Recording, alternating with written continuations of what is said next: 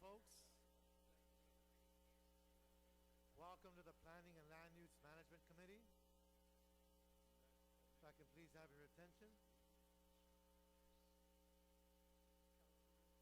As you can tell, being able to decipher what I'm saying is not the easiest thing to do in this room. It's rather hard to hear what we're saying because of the acoustics. And if we have other conversations occurring at the same time, it gets even worse. We appreciate your cooperation in taking your conversations outside.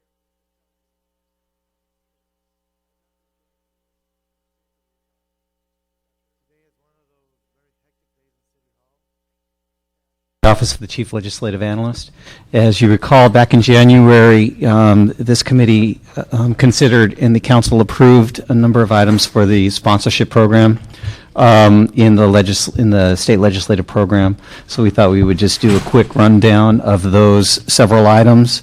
The mayor has provided some information or has information available concerning items that have been introduced in bills, et cetera, and we can. Would you like just a quick rundown? I can present each of the items that the council passed, and the mayor could give us a quick update. Sure. Would that work? Okay. So the first item that council passed was a recommendation from the Department of Airports to provide airport operators flexibility in setting the amount and frequency of their airport rental car customer facility charges, and a bill has been introduced on that subject matter. We approached Senator Jenny. I'm sorry, your name for the record? Sorry, Donna Estacio with the Mayor's Office. What's your title? Director of State Relations. Okay, thank you.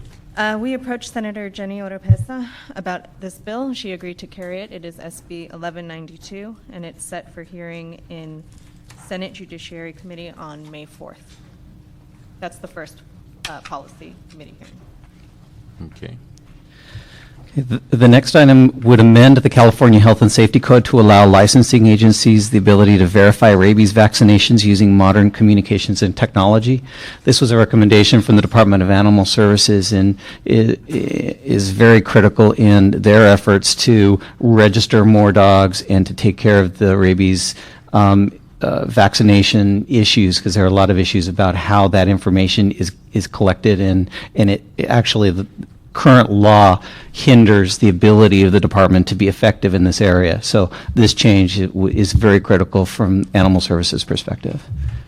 Assemblymember Cameron Smythe, a Republican from the northern part of the city, agreed to carry this. It's AB 2689, and it is being heard in Assembly Local Government Committee, which he chairs, tomorrow at 1:30 p.m.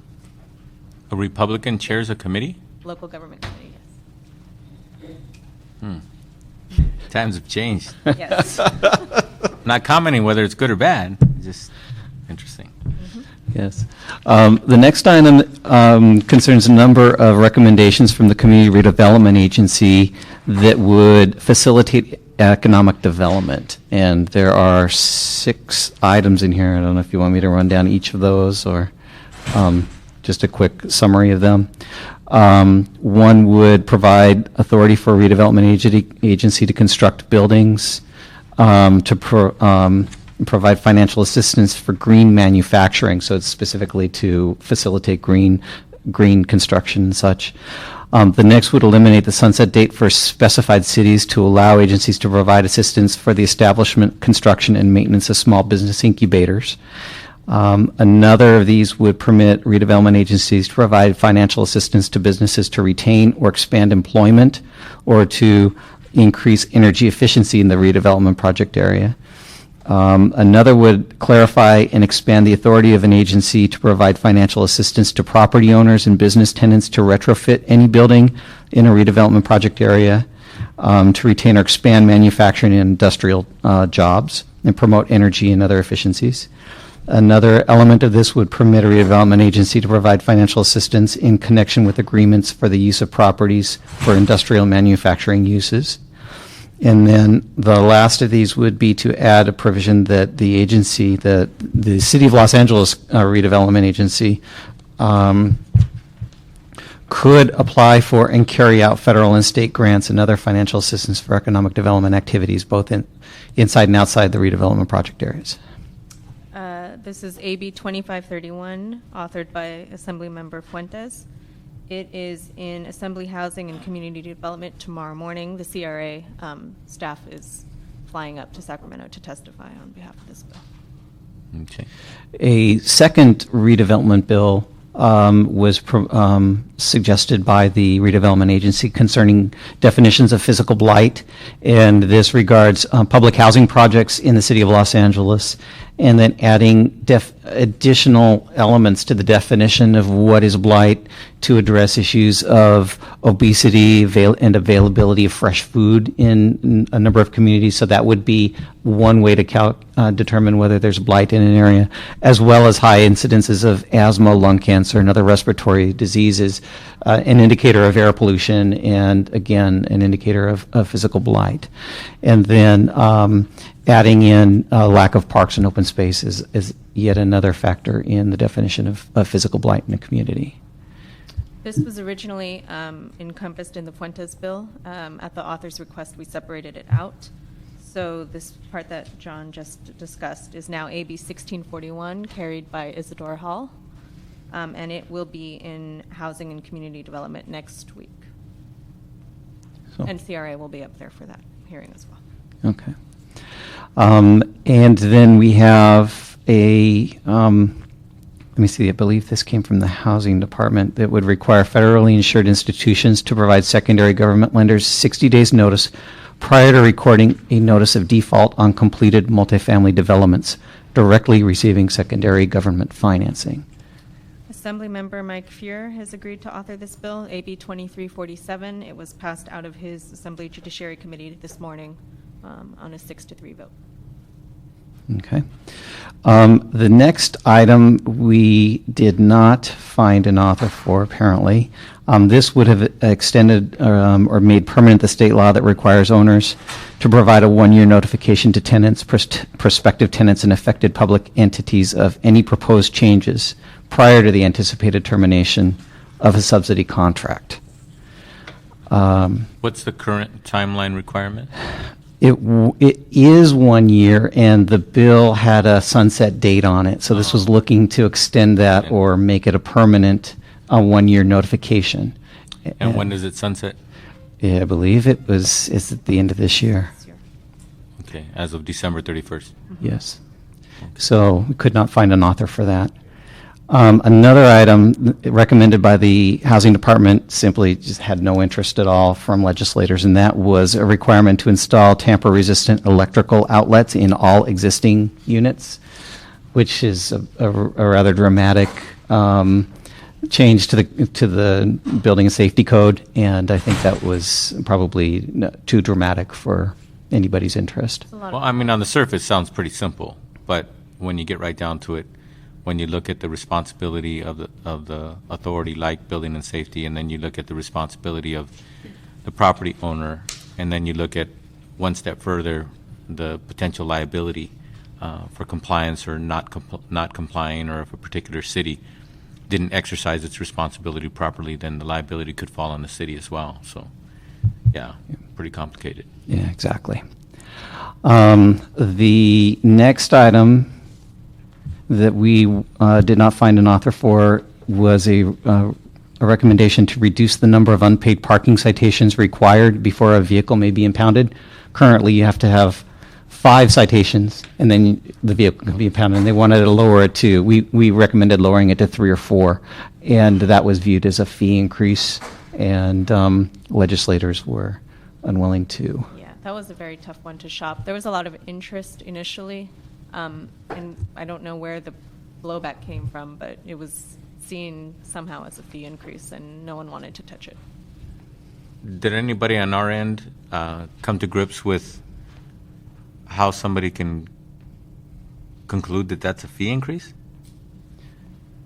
No. We shopped this one pretty hard.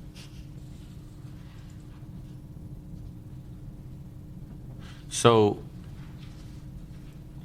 if, say, there's a mandatory fine for, say, a third DUI, and then all of a sudden a legislator wanted to make it that same mandatory fine on a second DUI, then I guess by the same logic, somebody could say that's an increase, even though it's the same amount. And even though you're talking about violations, you're just getting to it earlier. I guess a lot has changed up there. We didn't see that as a fee increase when I was there. Yeah. Yes, surprising. So Democrat, evaluation Republican couldn't find an author. No, Republicans didn't have any. Oh, Republicans wouldn't even come close to that. And then, But surprisingly, yeah, no Democrats. We could try again next year. are you only approaching LA-based legislators? That's our first stab, and then we expand the universe. So we reached out to quite a few people. There's 120 legislators, Yes. and 60-ish plus percent are Democrats. You can find one. I'm not criticizing you. I just find it kind of odd that you couldn't find somebody. That's hilarious. It's not funny, but Curious. yeah, it's odd. Yeah. Mhm. Okay. The next item would enable local jurisdictions to better regulate mobile billboards. This was the issue that Mr. Zine had brought in, and we have a bill on this. Yes. Oh, really? Who's carrying it? Assemblymember Bob Blumenfield. It's AB 2756. It's actually already in the Senate waiting referral from Rules Committee to committee. So it got out of its house of origin. Yes. Was it amended in the Senate, or was it original bill went through the process in the Assembly? I think it was amended late in the assembly process. Okay. Okay. And I'm just curious, was Zion part of pitching this to Mr. Blumenfeld, or did you do it without Zion? I don't know. I couldn't tell you. He might have made a call. He's in the same area. I have my own theories about whether or not a call from him would help, but anyway, let's move on. Okay, the last item we have was actually adopted in a similar exercise that was done in November 2008. It's still part of this legislative program before the committee structure had changed. And this was, as Donna calls it, my favorite bill. This would amend the government code relative to the Survey Monument Preservation Fund to eliminate the exemption from the user fee for grant deeds conveying lots created by recorded tract maps. Basically, what happens, there's a small fee that's charged when a property changes ownership that is used to track the monuments that are located around the city. Our engineers need to know that those monuments are accurate for all of the underlying geographic information we use, and that's for calculating property taxes to sending out responses to 911 calls. I mean, there's so much of our data that's geo-oriented, and we have to have those monuments accurate. The current law exempts a lot of parcels from paying that fee, and so this removing this exemption will allow the fee to be charged to all parcels when they transfer ownership. And better tracking. Even better tracking, improved monument tracking. And there was a case a year ago over in Mr. Reyes's district where somebody had closed off a road, just decided this is on my property and closed off the road. And the engineering department, Bureau of Engineering, was called on to go out and verify the location of those monuments. So that's the kind of thing this has real implications for people. So this year we found an author. Yeah. So last year we pushed hard. It's difficult to sell this one. This year, Assemblymember Mike Davis agreed to author it. It's AB 1919. It's actually on the floor of the Assembly tomorrow. Okay. So that's the status of the state program to date on bills that we've taken sponsorship positions on. Thank you. Questions to you, Ms. Estacio. Have there been any changes in when it comes to our men or women who are in D.C. or Sacramento that work under you? Yes. In Sacramento, our chief legislative representative, Jim DeBoo, whom you've met, He was appointed to be Director of the Speaker's Office of Member Services in March. So Good for him. Yes, it's a great position for him. He's departed, and we're currently in the process of looking for his replacement. And in D.C., Washington? In D.C., the Chief Legislative Representative, Jim Seeley, retired last month, or effective April 1st, and his replacement is Leslie Polner, who used to work for Councilwoman Gruhl. And how long was he serving the city of LA? 30-something years. Yeah, decades, right? I remember him when I was in the legislature. He was still there up Very long. until recently, I guess. Well, is he no longer with us, or his day is coming forward, or? He officially retired at the beginning of this month. He's on contract Oh, okay. consultant for a little while to transition. Sure. With that many years of experience, we need his knowledge Yes. and his feedback.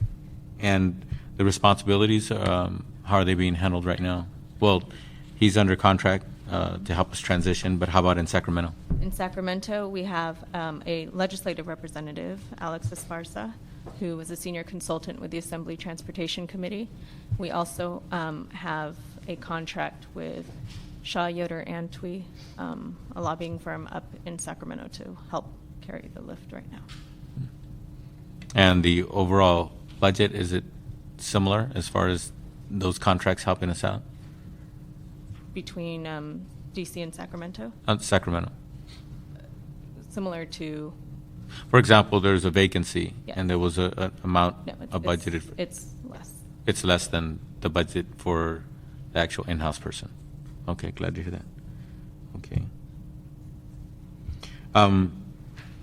There's something that bounces around the state of California. It's called the May Revise.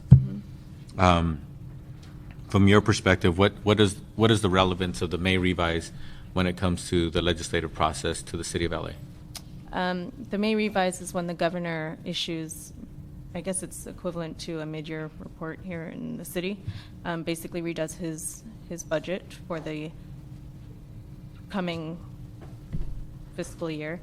10-11? Yeah, for fiscal year 10-11. New proposals can be thrown into there. It's kind of like starting new, and we need to figure out what impacts the proposals have on the city, if any, and start playing defense probably this year. Playing defense? What do you mean by that? Protecting the city, Okay. protecting our money. Yeah, I was going to say protecting our money. I mean, we don't have an army here, Protecting. and I didn't think the state had one, and they're not going to attack us in that way. But when it comes to the allotment of dollars or the shifting of dollars, et cetera, we're still, we know that we're going to be affected, correct? We just don't know exactly how. Exactly, yes. And when are they supposed to be done with their budget process at the state level? Supposed to be done June 30. June 30th? Mm-hmm. And they hit their mark on the June 30th? No. Usually? Seldom? Hardly ever? I do not recall seeing that. 1 in 10, 1 in Yeah. 20. Yeah, I think it's 1 in 10. 10 maybe, but even 1 in in the 10 years, 15. I don't think in the past. Maybe once, yeah, 1 in 10. Mhm. It's very rare. Yeah. We're particularly concerned about the gas tax revenues. That's the area where we think there's the biggest risk of the state taking that money or holding on to that money in some way that's detrimental to the city. The state borrowed the the various funds last year under Prop 1A 2004, and so they're not allowed to borrow that again. Although we'll see, if there are any creative interpretations of the law on that one. But we have every expectation they won't borrow it again at this But point. you never know. But we never know, so In we will term- watch that. In terms of the gas tax, in January, they completed a really complex gas tax swap, which basically eliminated Prop 42, swept Prop 42, which is sales tax on gas, swapped Prop 42 funds into the highway user tax account, which is the gas tax. So now the pot that they could take from is actually bigger than it was before. Okay. So that's definitely the first thing we're looking at. Okay. All right. Any other points on these matters? Seeing no more questions from the committee. We are now open for public comment on item number 1. I do not have any public comment cards on item number 1. Seeing no one come forward, public comment on item number 1 is now closed. So with that, we'll file the report. Thank you. Next, we have item number 2. And item number 2 is a report from the CLA and a resolution relative to the city's position on SB 346, Kehoe, which would phase in a prohibition on the sale of brake pads that contain various specified amounts of certain hazardous materials. Charles Modick, the CLA's office. I'm joined with Lisa Carlson from the Bureau of Sanitation. This item pertains to a report and resolution that we have prepared with the assistance of Sanitation in response to a proposed position by the Board of Public Works in support of SB 346. Specifically, SB 346 would prohibit the sale of brake pads that have specified levels of chromium, lead, mercury, asbestiform fibers, and cadmium beginning in 2014. The bill would also prohibit the sale of brake pads that contain more than 5% copper by weight beginning in 2021. And in 2011, the bill would establish a $1 fee on a set of brake pads, or one axle's worth of brake pads, that are sold in the state. This fee would then go to the state, be collected, and then be made available to local cities and governments on a grant-by-grant basis in order to deal with water pollution that is caused by brake pads. Are brake pads allowed to be sold as a single brake pad versus a pair? The only way I've ever seen them sold is actually in a set of 2. I imagine they could be sold individually, but I haven't seen that. Yeah, that's my point. We probably might want to recommend to the author just to tighten up that portion of the language. Again, custom and practice, you buy them by pair, right. But, somebody could get cute and decide to sell them singularly. And if there's no language in there and it's silent on it, then we have a bit of a problem. Again, I think most people involved in the sale or purchase of brake pads probably wouldn't get that cute, but, stranger things have happened when the legislature leaves little shades of Right. gray or holes in a simple matter like this. In that case, we would recommend supporting it then and seeking an amendment to actually have that language specified. Mm-hmm. And our office does recommend support of the bill. We believe it would help the city meet its TMDL requirements that require clean surface and groundwater runoff. We often find the pollutants that are specified in this bill in our groundwater, and we believe that having specified limits be reduced in brake pads, that would help us meet these requirements. Mm-hmm. Has this, as far as you can tell, has this bill been carried before? This is the first time that we've seen it.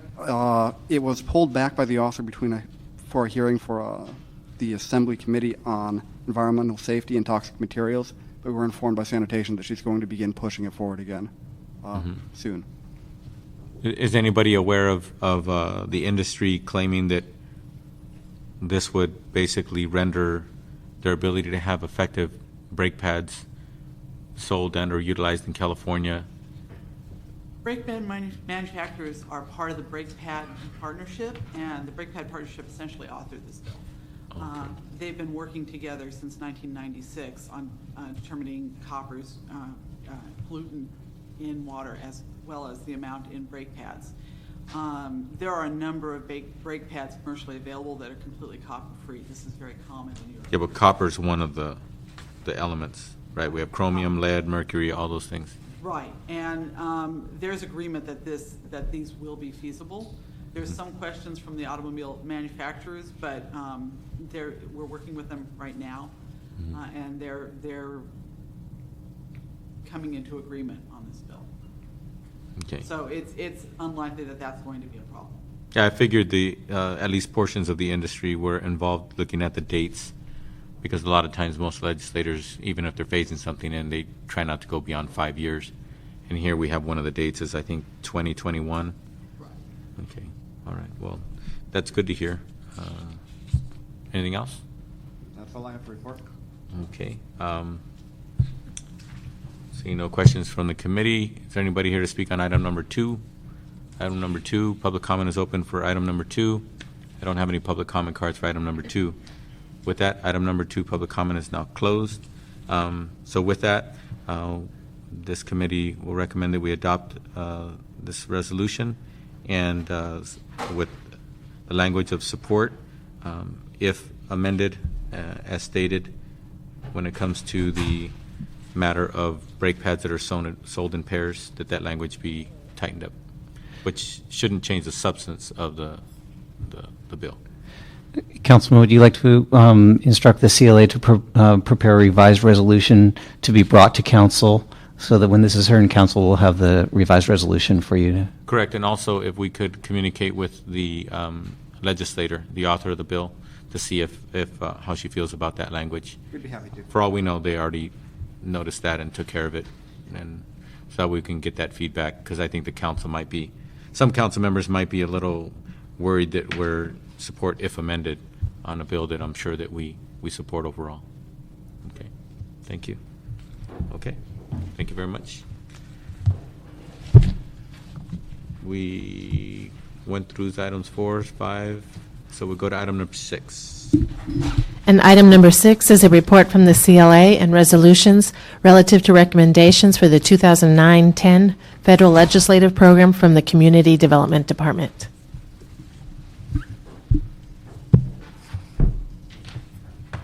Brian Randall, Chief Legislative Analyst's Office. The CDD has submitted 7 legislative proposals for inclusion into the city's 2009-10 Federal Legislative Program. I can provide an overview, and the department is also here to answer your questions, if that works. Thank you. Okay.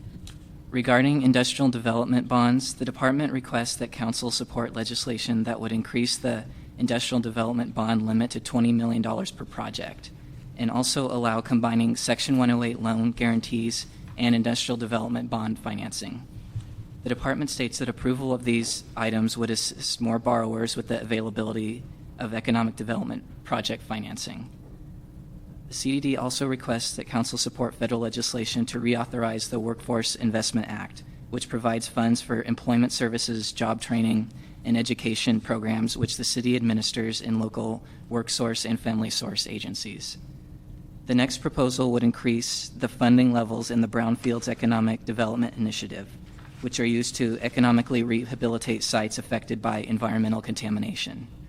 The CDD reports that a higher permanent amount of $20 million, as proposed, would allow additional brownfields projects to be built in the city. Next, relative to the Community Development Block Grant, the CDD states that these proposals would enable the city to optimize its allocation of CDBG funds. The first proposal would change HUD's allocation formula for CDBG funds, given that the formula has not changed since 1978. CDD's proposal would consider such demographic factors as housing overcrowding, and that the consideration of which would result in additional CDBG funds being allocated to the city. The next CDBG proposal would change the requirement that 51% of a community-based development organization be comprised of low and moderate income individuals. According to the department, this requirement hinders agencies' abilities to raise needed funds, as higher income board members often have access to more fundraising contacts, as CDBO is required to adopt various changes to its bylaws and organizational structure in order to meet that classification. And also, CDBDOs are funded under the CDBG's public services cap. The third CDBG proposal would allow fair housing, a HUD-mandated program for the handling of housing discrimination cases, to be funded out of program delivery costs rather than administrative costs, which the department states would help relieve pressure on the existing 20% administrative cap. We recommend support of all of CDD's proposals, and the department is also here to answer questions you may have. Okay. When it comes to the requirement of the CBDOs that 51% be of low and moderate income individuals, I'm looking at my notes, and apparently it's causing a bit of a hindrance on our ability to get those agencies to keep them in compliance. I'm Julie O'Leary with the Community Development Department. We think it would expand the number of organizations that were able to be certified as CBDOs, which would allow us to have more public service type activities outside of the public service cap, because that's always a challenge. We also think that boards, through their, organizations usually rely upon boards for fundraising, either to assist or lead the efforts, and some of the boards that might be better fundraisers aren't able to qualify under the CBDO cap. So we think it would help in a number of different areas. Well, one of the things, I don't mind the idea that we can go from 51% requirement to 40% of those members be low and moderate income, but at the same time, I would think that if we're working with lower moderate income individuals, very likely they may not have been on boards before or what have you. What I hate to see is when you have people who are on boards, they're very nice people, they're very intelligent or what have you, but they're ignorant to the process of what it is to be a board member. Is there at this time any requirement for, or funding or requirement for board members to be educated on what it is to be on a board, things like Robert's Rules of Order, so that they understand if they have an idea, that they not be embarrassed about how to introduce it and understand that there's a process, because it can be very, very intimidating. And also, is there anything that requires or allows local communities to have access to funds to help individuals or have communication with individuals who perhaps their primary language is not English, so that they can be on the boards? Because especially here in Los Angeles, many low and moderate income individuals who live in very challenged neighborhoods, their primary language is not English. So having somebody on the board might satisfy a requirement, but if they're sitting there not understanding 90% of what's going on, then it's just for show. With regard to your first question, it's not mandated, but we do have a capacity building training component that a lot of it is targeted to our community-based organizations. There's a lot of training provided in strategic planning, fundraising, different kinds of aspects of being on a board. It's not currently mandated, but it is available to both current city contractors and then any non-city contractors. It's not restricted. With regard to the non-English speaking aspect of board members, we do have limited English proficiency focus in a lot of our programs, but I would have to look. I think at this point it does not target the board members. It's more about the customers that we serve, but it certainly could be something that we could add to our capacity building programs so that we were able to address those needs. I think they certainly could arrange to have bilingual or whatever kind of language that we needed for a specific one, but it's not an actual target outreach program at this point, but we could look to incorporate that as we're planning for our next season of it in the fall.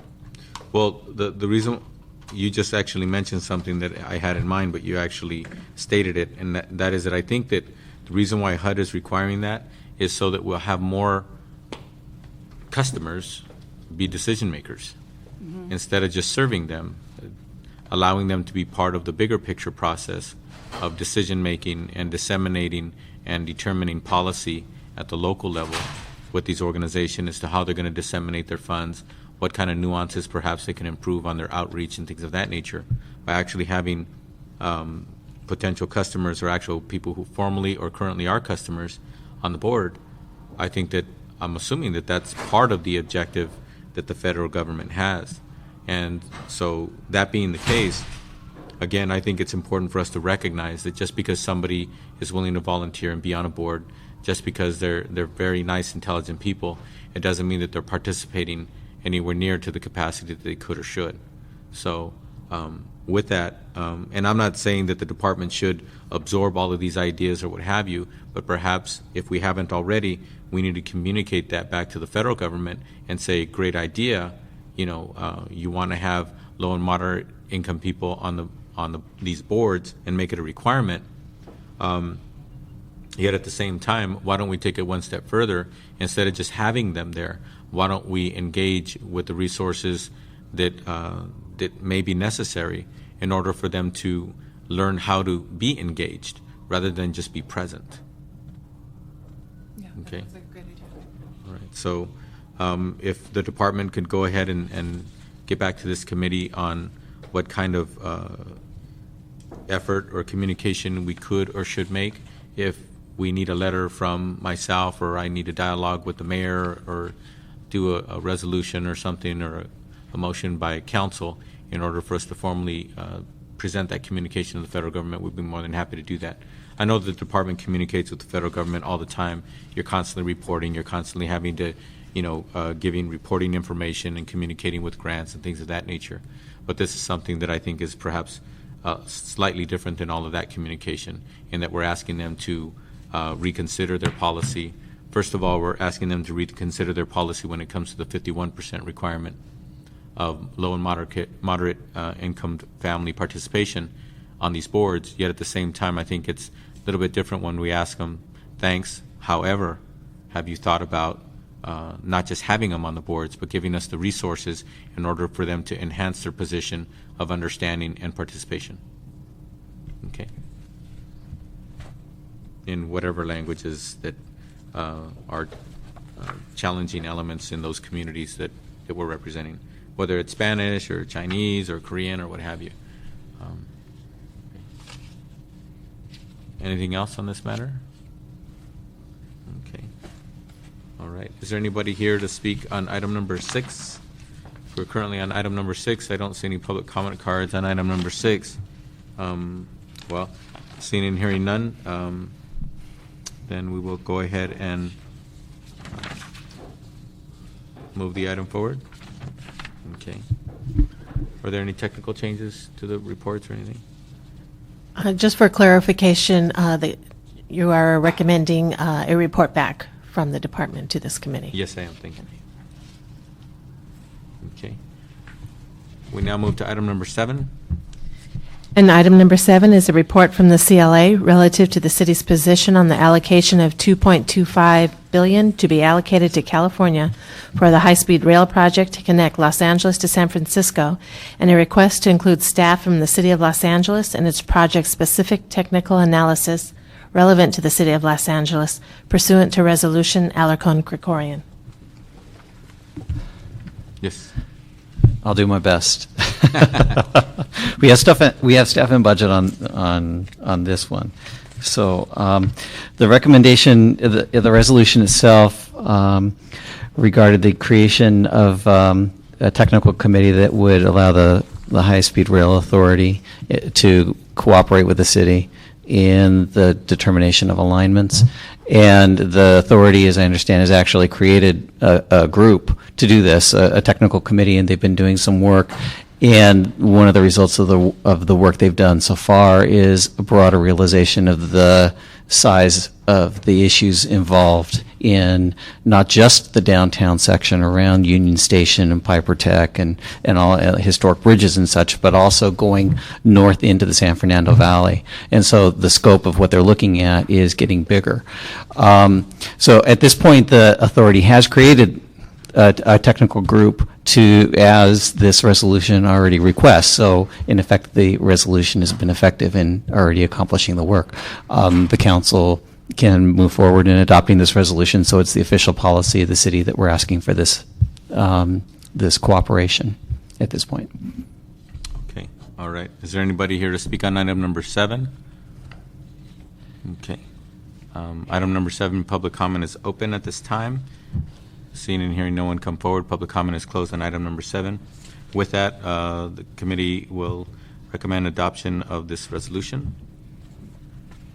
Where does it go next? Will it go to council? It'll go to council. Okay. All right. Thank you.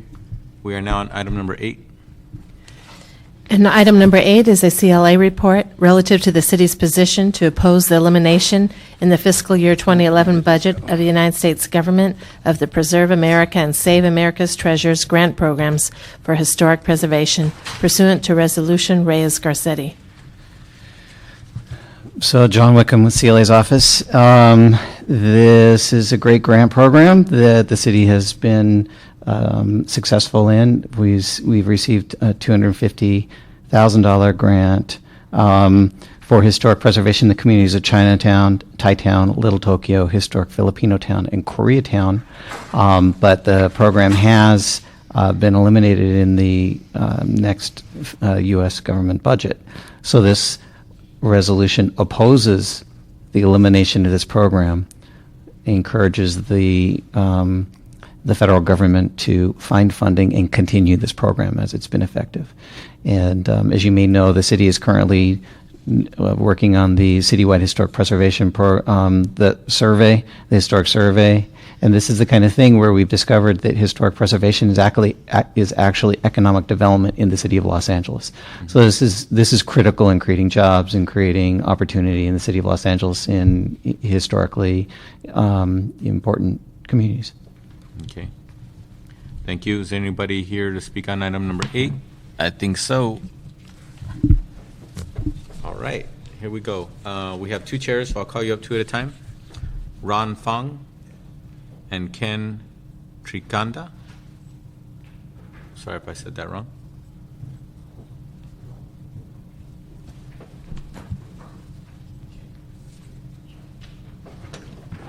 Good afternoon.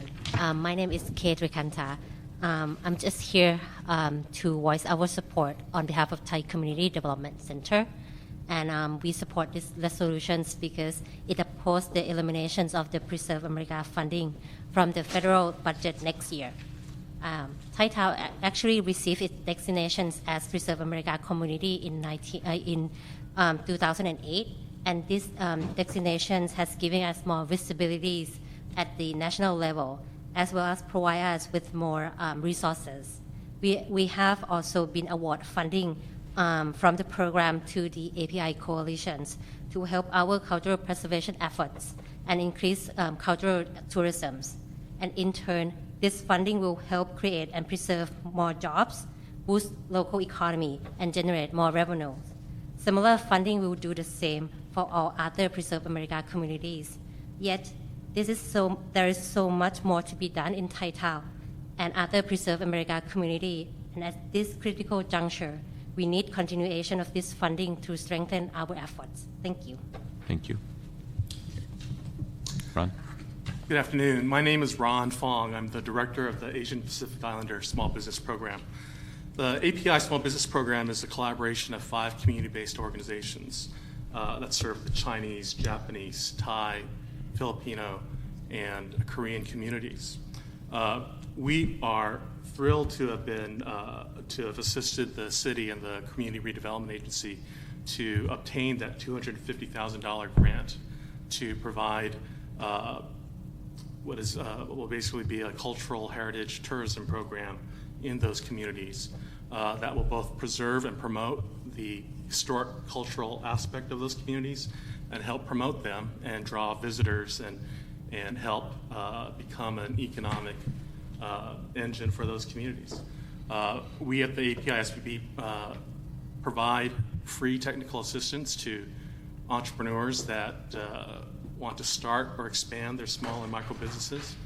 And we have a number of clients in those communities that can take advantage of this program. And that's why we're in support of it. We think programs like this that can help these communities preserve and promote themselves, develop jobs, and help preserve the community are the kinds of things we should support. Thank you. Thank you. Next, we have Joyce Chan and Sharon Lowe. Okay. I don't get all of those recruitments. Lowe. Okay. They won't even give me a credit card. I tried. Okay.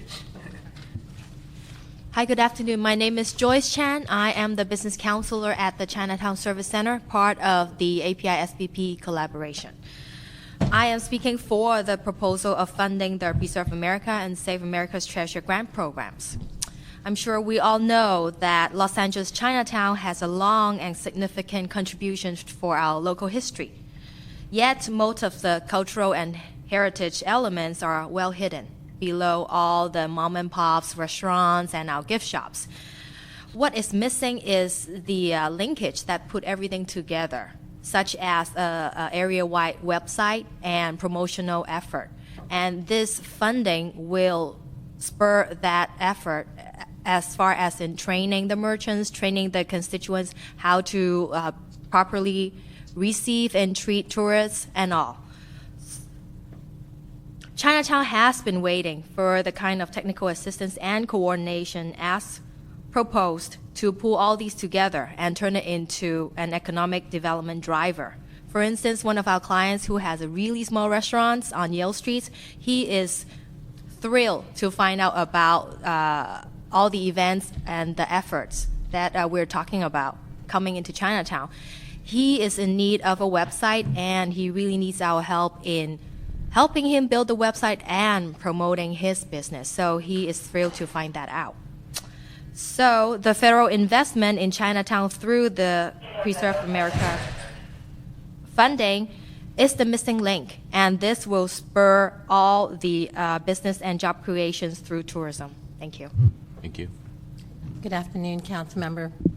My name is Sharon Lowe, and I guess I'm speaking here with wearing several different hats, but most importantly, I think I'm more speaking to you as the youngest daughter of an undocumented immigrant who suffered the discrimination under the Exclusionary Act. So what does Preserve America, the program, mean for me, mean for our communities? It gives us an opportunity to educate our children, gives our communities the opportunity to empower, to tell our stories. When you say Preserve America, we're talking about who comprises America, who continues to develop America. So it's that history. And through this program, our communities, 5 API communities, have come together. The network has been tremendous. Over 120 community-based organizations have become involved in partnership with the city and the Community Redevelopment Agency. And the importance of this particular funding, Preserve America, these are the soft dollars. These are to provide the opportunity for communities to educate, to interpret our own histories, to provide the ability to build capacity, professional capacity, our museums, our libraries, our artifacts, gather it all together, retain it, and most importantly, to market our cultural heritage and to tell it through our own views, through our own stories, and for our children to participate. One of the things that Ron didn't mention, and he alluded to, but the most important thing, which you mentioned earlier on item number 6, was to build capacity, to train. So the $250,000 is matched with 100% by the community agency funds, but also by community. The API SBP program is allocating dollars that they have, as well as time and staff. So through this collaboration, we're going to provide materials multilingual to train our businesses, to train our museum directors, our boards, on going out there, and it gives us an opportunity to network and to link with LA Inc., to link with the California travel and tourism industry. So this way we expand. We have several different communities. We're only talking to you as the API communities, but the city of Los Angeles is so diverse. The number of our neighborhoods, the history that needs to be told, all of us can trace our roots back, our community's roots back to El Pueblo. And we look at this and we say, how do we maximize?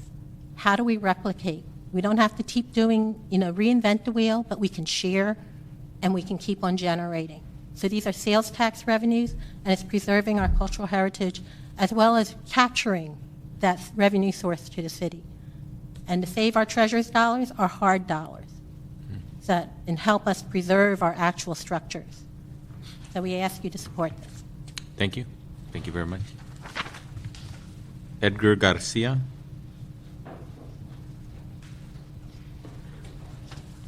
Edgar Garcia, Preservation Planner with the Office of Historic Resources, is here to urge support of this resolution and to thank Councilmember Reyes for his support in authoring the resolution. So you're speaking on behalf of the Planning Department?